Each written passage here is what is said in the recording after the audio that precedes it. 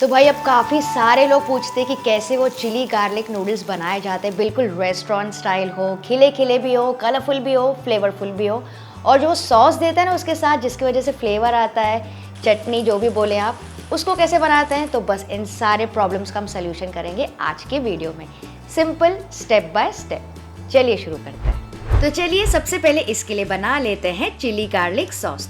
तो यहाँ पे मैंने ली है 15 से 20 तीखी वाली सूखी लाल मिर्चें, 8 से 10 कश्मीरी लाल मिर्चें कलर के लिए।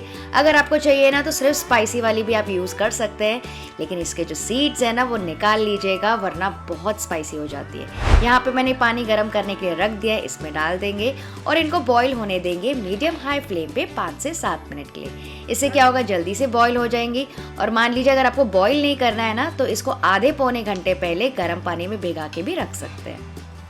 तो ये देखिए अच्छे से उबल के सॉफ्ट हो गई है। अगर आपके पास टाइम है ना तो आप क्या कीजिए, इसमें ही ढक के छोड़ दीजिए, इसमें ही अच्छे से ठंडी हो जाएंगी। लेकिन मैं क्या कर रही हूँ, इसमें से एक्स्ट्रा पानी निकाल के इनको ट्रांसफ़र कर रही हूँ ब्लेंडर में। और ये देखिए नीचे जो एक्स्ट्रा सीड्स है ना वो भी निकल जाते हैं। तो इनको छान के ब्लेंडर में ट्रांसफ़र कर लेंगे। और साथ ही डाल रही हूँ 8 से 10 कली लहसुन की, 2 छोटे टुकड़े अदरक के और बिल्कुल थोड़ा सा पानी जिसमें हमने मिर्चियों को बॉईल किया था, और अच्छे से ब्लेंड कर लेंगे।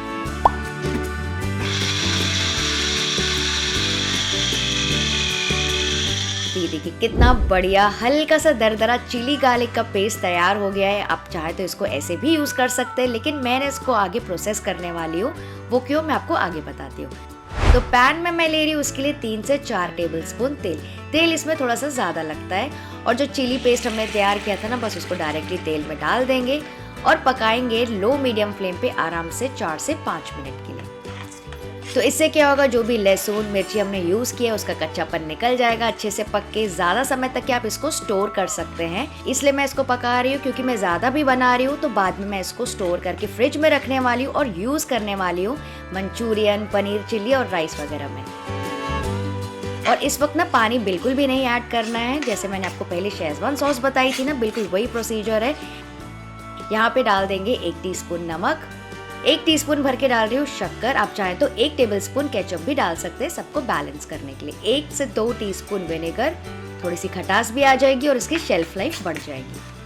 और बस अब इन सारी चीज़ों को अच्छे से भूनते जाएंगे जब तक इस सतह पर तेल ना आ जाए। तो आपको चाहिए तो इसको ढक के भी पका सकते हैं 3 से 4 और मिनट के लिए। तो ये देखिए हल्का सा दरदरा चिली गार्लिक सॉस रेडी हो गया। ऊपर सतह पर आप तेल देख सकते हैं, मतलब कि अच्छे से भून गई है। तो बस इसको ठंडा करना है और इसको आप स्टोर कर सकते हैं कोई भी एयर टाइट कंटेनर में। और इसका जो फ्लेवर है ना एकदम कमाल का आता है, स्पेशली नूडल्स में। तो बस अब इस बढ़िया सी चिली गार्लिक सॉस के लिए एक लाइक तो ज़रूर कर देना। तो चलिए इसको देखते हैं आगे कैसे प्रोसेस करना है। तो अब काफ़ी सारे लोग पूछते हैं कि मैं कौन से पॉट्स एंड पैन्स, कौन सी कढ़ाइयाँ यूज़ करती हूँ, खास करके एक स्टील की कढ़ाई और एक काली वाली कढ़ाई के तो बहुत ज़्यादा कमेंट्स आते हैं। तो उन सारों के बाइंग लिंक्स जो है ना आपको नीचे डिस्क्रिप्शन बॉक्स में मिल जाएंगे, उस पर क्लिक करके आप खरीद सकते हैं। नेक्स्ट यहाँ पे मैंने रखा है काफ़ी सारा पानी गर्म होने के लिए। डालेंगे 1 टीस्पून नमक, 1 से 2 टीस्पून तेल, और जैसे इसमें उबाल आ जाएगा डाल दूंगी नूडल्स। तो आप चाहे तो नूडल का पूरा बार डाल सकते हैं या फिर इसको 2 टुकड़ों में भी करके डाल सकते हैं। अब सबसे ज़रूरी पॉइंट, इसको ना हाई फ्लेम पे उबालना है और पकाना है 80 to 90% तक के, जैसे नॉर्मली हम पास्ता पकाते हैं। थोड़ा सा बीच बीच में स्टर कर सकते हैं ताकि इवनली बॉईल हो जाए। ये देखिए मैं आपको करीबन 4-5 मिनट के बाद एक नूडल तोड़ के दिखाती हूँ। देख सकते हैं आप अच्छे से टूट रहा है, लेकिन अभी भी थोड़ी कसर बाकी है, हल्का सा कच्चा है अंदर तक।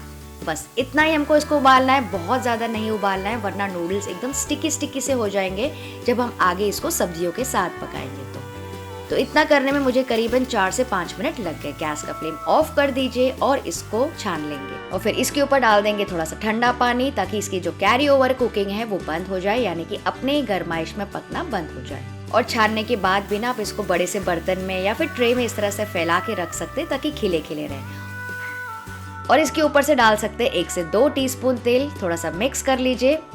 तो इससे क्या होगा, अगर आप इसको बाद में भी बना रहे हैं ना तो स्टिकी नहीं होंगे। तो आप इस स्टेज में इसको फ्रिज में भी स्टोर कर सकते हैं। नेक्स्ट यहाँ पे लिया है मैंने बड़ा सा वॉक, इसमें गरम कर लेंगे 2 टेबलस्पून तेल और इसको ना अच्छे से घुमा लेंगे चारों तरफ इस तरह से हाई फ्लेम पे, ताकि अच्छे से गरम हो जाए। डालेंगे 2 टेबलस्पून बारीक कटा हुआ लहसुन, 2 टेबलस्पून बारीक कटा हुआ अदरक, थोड़ी सी स्लिट ग्रीन चिलीज और थोड़ा सा चला लेंगे जब तक कि जो अदरक लहसुन है हल्की सी गोल्डन ब्राउन ना हो जाए। फिर मैं डाल रही हूँ 3 से 4 सूखी कश्मीरी लाल मिर्ची। आप चाहे तो तीखी वाली भी यूज कर सकते हैं। इनको ना टुकड़ों में डाल देंगे, तभी तो बनेगा हमारा बढ़िया से बर्न्ड चिली गार्लिक नूडल्स। और इसमें अब डाल देंगे चिली गार्लिक पेस्ट जो कि हमने तैयार की थी, करीबन 3 से 4 टेबलस्पून तक का आप डाल सकते हैं। और इसको भी ना चला लीजिए। और अब आप गैस का फ्लेम थोड़ा मीडियम रख सकते हैं, वरना ना सॉस जल सकती है। इससे जो नेक्स्ट लेवल का टेस्ट आता है ना नूडल्स में, आपको मज़ा ही आ जाएगा। और इसी की वजह से नूडल्स में बढ़िया सा कलर भी आता है। फिर मैं डाल रही हूँ 1 बड़ा प्याज इस तरह से कटा हुआ स्लाइसेस में, और शिमला मिर्च भी मैं डाल रही हूँ। यहाँ पे मैं 3 कलर की डाल रही हूँ, आप चाहे तो सिर्फ ग्रीन भी यूज़ कर सकते हैं। उसको भी मैंने इस तरह से लंबा काटा है ताकि बढ़िया दिखे डिश में। 1 गाजर भी इस तरह से लंबा पतला कटा हुआ। सारे चीज़ों को थोड़ा सा मिला लेंगे 30 से 40 सेकेंड के लिए। और फिर मैं यहाँ पे डाल रही हूँ 1 कप पत्ता गोभी। यहाँ पे आप हरे प्याज का सफेद हिस्सा भी डाल दीजिए अगर आपके पास है तो। डालेंगे थोड़ा सा नमक, 2 टीस्पून भर के सोया सॉस और आधा टीस्पून काली मिर्च का पाउडर, और फिर से थोड़ा सा मिक्स कर लेंगे। अच्छा, विनेगर और केचप वगैरह की ज़रूरत नहीं है क्योंकि वो सब हमने पहले से चिली सॉस में डाल दिया था। तो इनको थोड़ा सा ही चलाना है ताकि सब्जियों का जो क्रंच है ना वो बना रहे।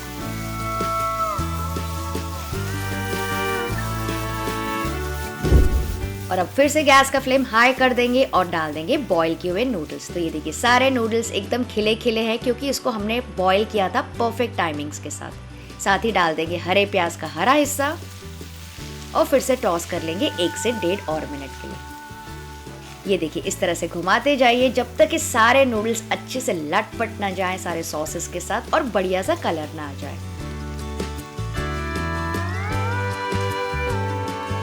आप चाहे तो यहाँ पे टेस्ट करके चेक कर सकते हैं नमक और सॉसेस अगर आपको एडजस्ट करना है तो। और आप चाहें तो इसको 2 फोर्क से भी मिक्स कर सकते हैं, उससे भी इजीली मिक्स हो जाता है। देख सकते हैं कितना बढ़िया फ्लेवरफुल मसालेदार दिख रहा है, क्या तो धुआं आ रही है। तो इस गर्मा गर्म धुआंधार नूडल्स को खाने का ना मज़ा ही कुछ और होता है। तो बस इसको बहुत ज़्यादा कुक नहीं करेंगे वरना एकदम स्टिकी हो जाएंगे। इसको बस राइट अवे यानी कि गर्मा गर्म सर्व कीजिए। ये देखिए क्या तो बढ़िया लग रहा है ना, बिल्कुल रेस्टोरेंट स्टाइल। मुझे येस या नो में आंसर ज़रूर दीजिएगा। ऊपर से आप डाल सकते हैं थोड़े से हरे प्याज का और हरा हिस्सा। और इसे हम नॉर्मली इंजॉय करते हैं गर्मा गर्म कैबेज मंचूरियन के साथ, जिसकी रेसिपी मैं आपको अगले वीडियो में देने वाली हूँ। तो फ्रेंड्स, कैसा लगा आपको आज का वीडियो? थोड़ा भी अच्छा लगा ना तो मुझे मोटिवेट करने के लिए इस वीडियो को लाइक, शेयर और सब्सक्राइब ज़रूर कर देना और बेल आइकन भी दबा देना नेक्स्ट वीडियो को देखने के लिए। और अगर आपको इंडियन स्टाइल मैक्रोनी पास्ता देखना है तो यहाँ पे वीडियो को क्लिक करके ज़रूर से चेक कीजिएगा और बनाइएगा अपने बच्चों के लिए। चलिए, आप सब अपना ख्याल रखिएगा। Bye bye.